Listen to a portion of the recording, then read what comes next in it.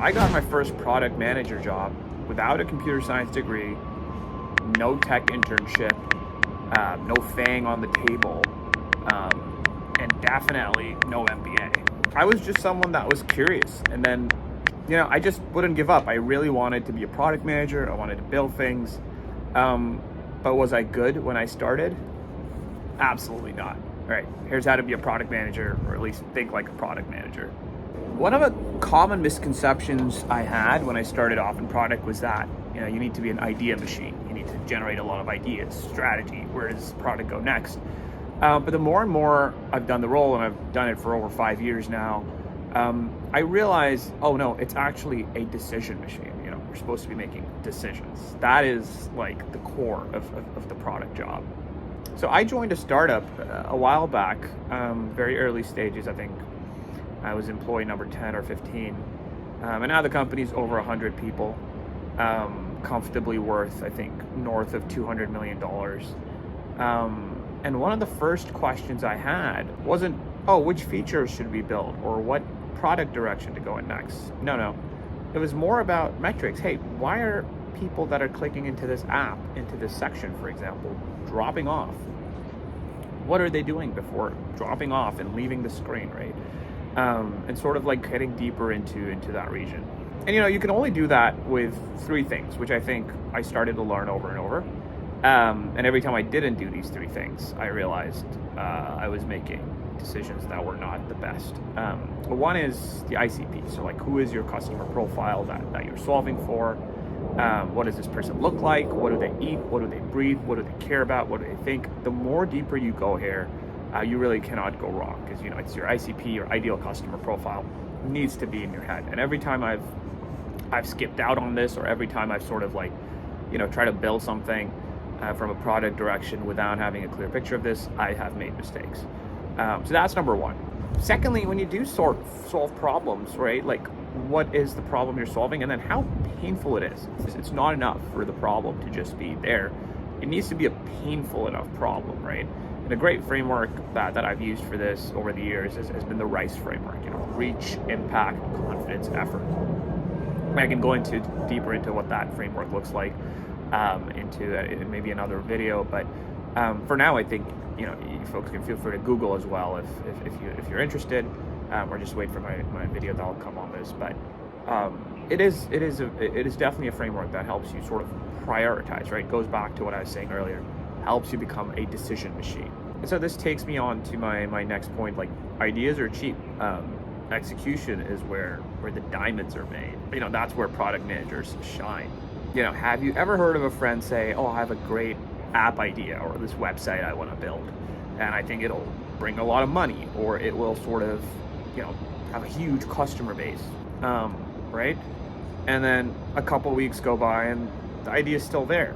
2-3 months go by, idea is still there, right? You ask them, what action have you taken on this?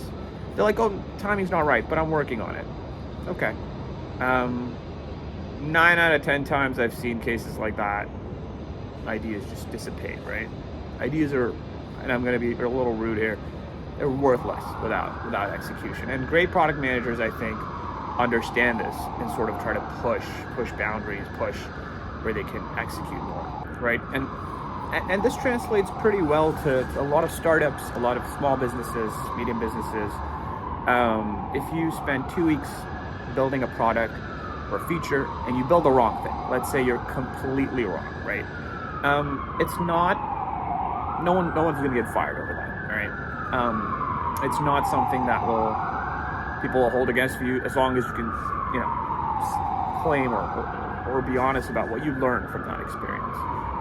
Having said that, if you spend 4 months, for example, building something, you should have an explanation of where the time went. Engineers were used, designers were used, maybe marketers, maybe salespeople, et cetera, et cetera. You used up a lot of resources. So where did this, what did this lead to, right? What was the impact? And so this comes back to execution. If you're faster at execution, you have more room for failure, or at least that's the way I see it. And I think great product managers understand this from what I've seen. Third sort of bullet header, I'd say, is great product managers are great at measuring and sort of iterating, right? And what I mean by that is if they do build a feature, they're really, really smart with how they measure, like, hey, we built X. Was it successful or was it, could have been better, right? Like, this is, bigger question for life in itself. Like, what does success look like? But especially in the product world, it's very important to know, like, what does success look like? And a lot of times, I've seen it where someone builds a feature out and it moves, positive metrics for a company, but it moves the wrong metrics. Right? So something you built might have been good for the business, but let's say you aim to achieve monetization, that is conversions, like people converting from free to pay, and that didn't happen, but it was still good for the business. So a lot of great PMs are ruthless at sort of sticking to success metrics. And lastly, I think, and this is a really, really important skill, is I think really, really strong product managers have very, very good soft skills. They're able to maintain relationships across different teams, across different parts of the company, and they're able to maintain them in a positive manner. What this helps is whenever they are building something, other teams, it's more easier to warm them up to context, to be like, hey, I have an idea, or hey, this is a product spec document that I've written out. Feel free to read it, and I can give you a quick understanding of what I want to make or build. And this is just life in general too, right? It's not rocket science. The better relationships you have with your family, for example, the more your family's going to be open to sort of helping you out in situations. And business works the same way, product management works the same way.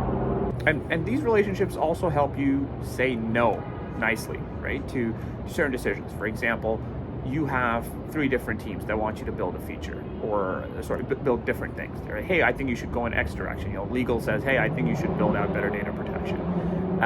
Marketing says, hey, you should build out a page for me and give me some engineers to build out this sort of resource. And sales come and be like, hey, our biggest client wants this feature built. Can you build this? So it gets complicated, and you need to learn to say no. And if you have a good relationship with folks, saying no becomes a lot easier. And really, if there's one thing to take away from this job, is I think great product managers have a fantastic way to say no, right? Like either looking at the data and being like, hey, this doesn't make sense to build this, offer trade-offs, be like, hey, we can build this, but then this is what we would sacrifice, or just be user obsessed and be like, hey, I've talked to customers or I've done surveys, I know this is not the right thing to focus on at the moment. So that's it from my side. I'm not saying this is the right way to think like a product manager, but I know that's how I thought, and I've seen great product managers think like this, so hopefully this helps. Ciao.